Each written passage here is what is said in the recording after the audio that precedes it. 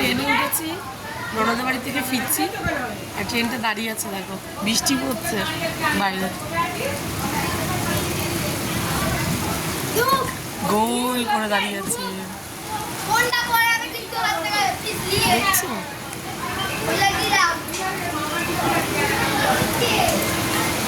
আর বাইরে হচ্ছে বৃষ্টি, আরে এই যে আমি ট্রেনটা ফাঁকা।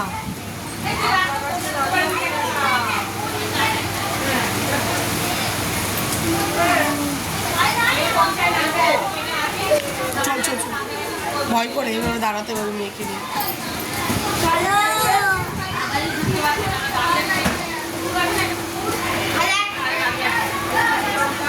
কিভাবে বৃষ্টি হচ্ছে বাইরে দেখাচ্ছে, দেখো।